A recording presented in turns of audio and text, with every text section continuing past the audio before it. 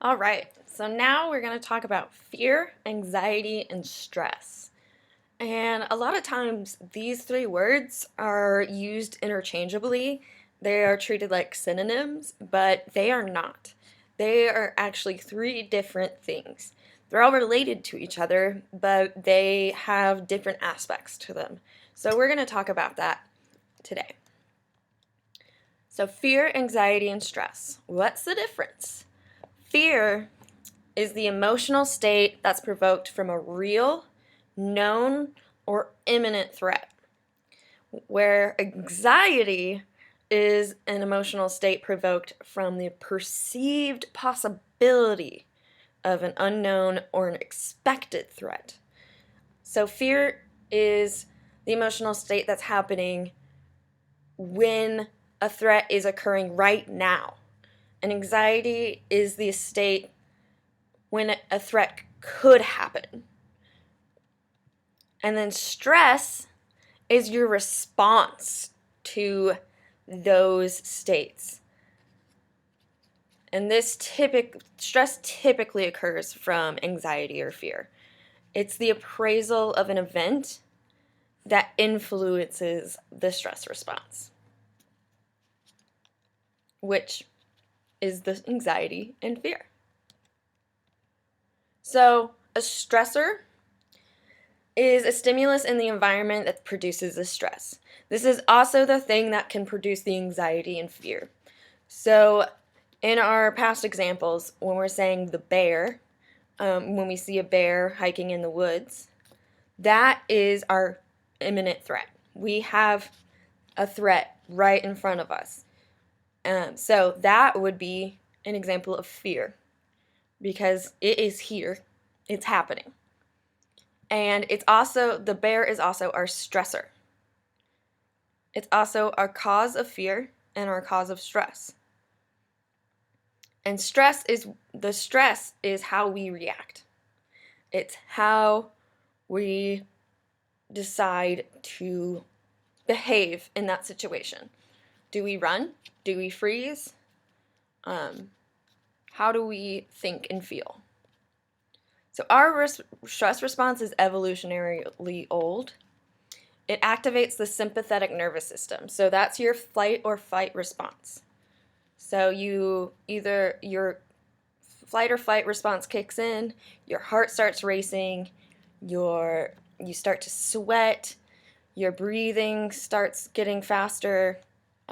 You're ready to either fight or run away.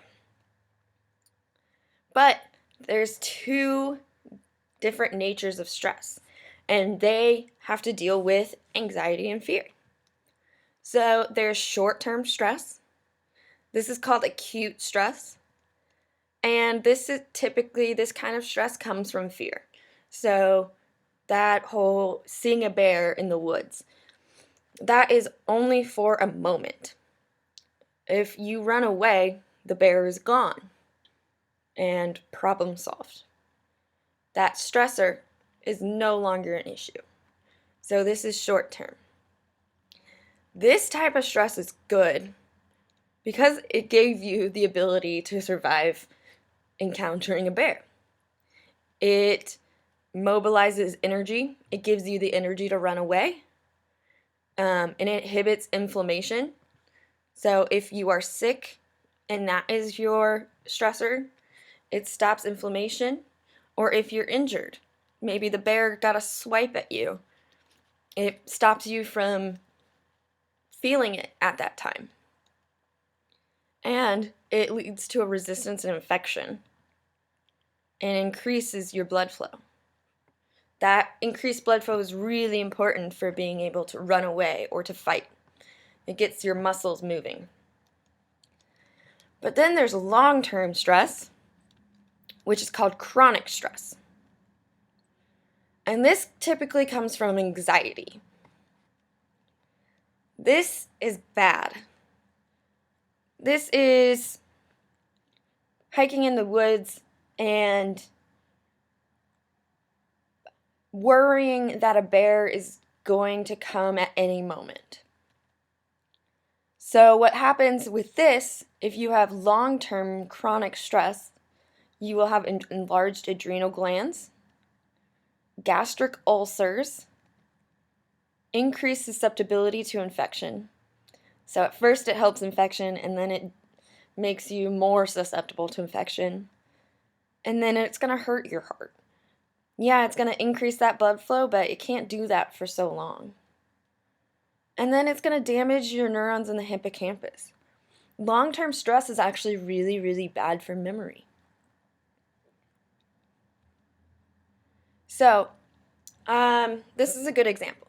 Imagine you are a wild rabbit. Let's put this into terms of a wild rabbit. So, you're in your little home, you're in your little hole in the ground, so you feel really safe. You're home. You aren't in any danger here. So there isn't any stress. But then, maybe you get hungry and you need to go get food. Or maybe it's mating season and you want to find a mate. So you leave your home to search for food or to search for a friend. And this does put you in a little bit of danger because now you're a little bit exposed. You're no longer home, so something could happen. So it could provoke a feeling of anxiety where a predator might be about. And this would cause a stress response to that anxiety. So you'd see behaviors here where the bunny, I don't know if you've seen them around or noticed, but like when they're hopping around in yards and stuff, they look around a lot, and they're ready to run away at any given moment. That is their response to that feeling of anxiety. And then, oh my goodness, they encounter their predator. This is that feeling of fear. So this is the possibility of a threat, the feeling of anxiety, and this is the threat is here. It's happening. The feeling of fear. And then our stress response to that fear is occurring here, which would be the running away. So there are different responses to these two. And the stress response to anxiety lasts longer because it can stick around. You know, a possibility of a threat versus the threat is here. The possibility lasts longer than the actual thing happening. So, I don't know, I guess we have something kind of stressful happening right now that I guess we could apply this to. Maybe, a pandemic. So we can apply this to the COVID-19 pretty well, actually. So this is what life was like before COVID-19. The good old days. So people were out and about, not really worried about getting sick. We were just doing our things. So this is that feeling of safety. COVID-19 wasn't a problem. We weren't scared about getting it. So there was no stress response at all. But now, there's a lot of new rules. If you're out in public, it's highly recommended that you wear some sort of cloth to cover your nose and mouth. And it's recommended you stay home. So now we're all kind of in this state of anxiety because the threat is expected. We're expecting that threat. It could happen, but it hasn't happened yet. So right now we're experiencing that stress response to anxiety. We are in a moment of stress. And then, God forbid, if we get it, if someone comes down with a COVID-19, then this would be the feeling of fear. This would be the new stress response to the fear. So this would be your body actively fighting that virus because that threat is there. So if you haven't actually encountered the virus, then you're in the feeling of anxiety and having a stress response to that anxiety, which is a lot of the country. We're in a chronic state of stress. But if you have the virus, you're in a feeling of fear, and you're having a stress response to that fear. So, how does the stress response work? How does this work in the body? Who are the main players? So, a big player is the hypothalamus. This is that brain region all about the 4Fs and all those hormones. This is the area that activates that sympathetic nervous system. It also sends everything to the pituitary gland. That's its sidekick, basically. The pituitary gland is a hypothalamus's sidekick. And what it does is it sends out those stress hormones to the rest of the body. And it specifically sends it to the adrenal glands, which are right on top of your kidneys. And these adrenal glands release glucocorticoids, which is a stress hormone. The most popular stress hormone, or glucocorticoid for humans, or the most important one, is called cortisol. And it also releases epinephrine, which is also another word for adrenaline. So all of these together are called the HPA axis. So that stands for the hypothalamic pituitary adrenal axis. That is your main stress response. And how that works is, say you have an exam, and our hypothalamus is like, oh, that's stressful, yikes. So we could either have a long-term or a short-term response to this. So our hypothalamus could send information straight to the adrenal glands, or it could go through the HPA axis.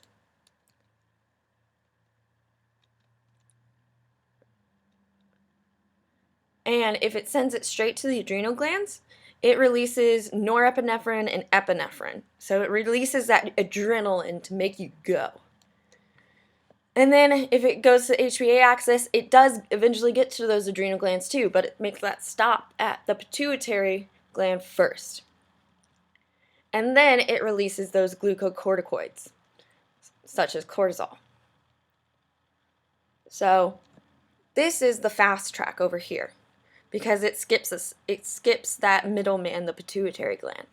It goes straight to the adrenal glands. So this would be your acute response. This is what happens real fast. And then this is your slow track. This is the slower stress response. Because this stays in your blood a little bit longer, and it takes a couple more steps to get there. So, we've kind of seen a picture like this before of this central nervous system and what the sympathetic nervous system does to the body. So, when you're stressed, it activates the sympathetic nervous system, it dilates your pupils, relaxes your bronchi in your lungs, accelerates your heartbeat, it inhibits the activity in your stomach, so maybe you're not super hungry when you're stressed. It secretes adrenaline, and it relaxes the bladder. Maybe you have to feel like you have to go to the bathroom a lot. So there's a lot of factors that it affects in your body. And there's something called the chronic stress response. So we were made to have an acute stress response. We weren't supposed to have chronic stress, but our daily lives often have us chronically stressed because we have more potential threats rather than real threats happening at a given time. So, what this is called is the general adaptation syndrome. And it goes in 3 different phases. So, phase 1 is the alarm stage. This is where the sympathetic nervous system kicks on. This is what's supposed to happen. So, this is where you start getting that adrenaline and glucocorticoids all up in your blood, and that sympathetic nervous system is in full gear. You're in flight or flight. But then, in phase 2, if the longer that this stress response is occurring, your body prepares for a sustained defense. Because it's like, oh, you might be in this for the long haul. We're going to have to prepare. Let's get this as high as we can. So it really goes up. But the problem with this is that we can't sustain this level for a long time. That is really hard on our bodies. And so what happens is phase 3 is exhaustion. All of the resources for this stress response get depleted. So we are exhausted. So everything that made us ready to fight or flight is no longer there. So our bodies are exhausted and our immune systems are weak because our body was in full defense mode and it can't do that anymore. So it's really not good. So, I have a question for you guys. Have any of the following events occurred within the last 12 months? So I'm going to show you a list, kind of a long list. I want you to write down all the ones that have happened to you in the last 12 months. Alright, here we go. Alright, you can pause the video if you want to. I'll give you a couple minutes.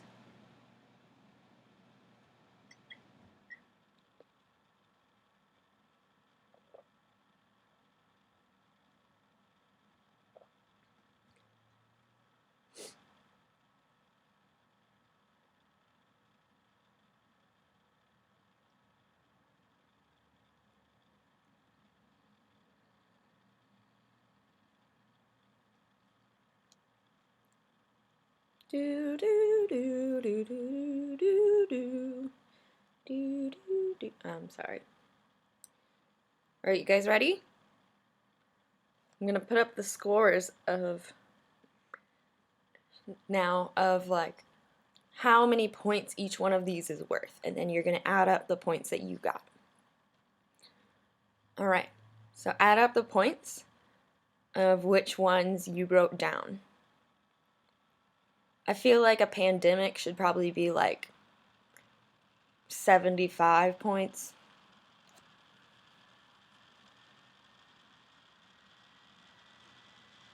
But it's not on this scale.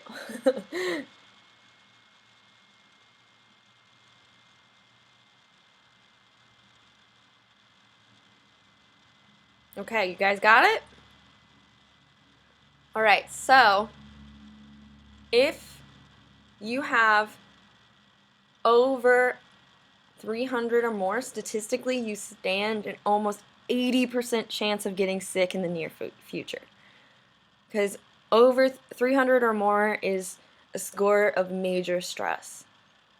And that major life stress lowers your immunity. If your score is 150 to 299, your chances are 50%. And then at less than 150, it's about 30%. That's crazy. Stress has a huge impact on our well-being. So, when do you tend to get sick during the year? Is it during the summer when you get to have fun? in the sun and maybe go to the beach, I wish. Or is it the beginning of the school year? Is it during finals weeks? Or when you're writing your term papers? Usually it's near the end of the semester, right? Because that's when you're the most stressed out. I actually almost always get sick after the end of the semester because my body is exhausted. And this has been shown in studies. So, the bottom axis here is the stress index. And the higher your stress index is, means the more stressed you are. And then this was plotted with the percentage of students that had colds. So, the more stressed a student was, the more likely they were to have a cold. These are related. All stressors produce the same core pattern of physiological changes. It's the flight or fight response. It is making your body fight. Stress is telling your body it's time to fight. And so when it tells your body that it's time to fight chronically, that can be a bad thing. And this can be psychological or physical. Both of these changes, the stressors produce the same core patterns. And this goes for acute or chronic stress. All stressors produce the same core pattern. It's the magnitude of the response that depends on the stressor, the individual, and the coping strategies adopted. So not all stressors are the same because of how strong they might be. And each individual may react differently. They may assess the situation differently. And they may cope with those stressors differently. But your body has the same way that it is affected by all stressors. And that is why chronic stress is so bad for your health. And so now we're going to talk about how we deal and cope with stress.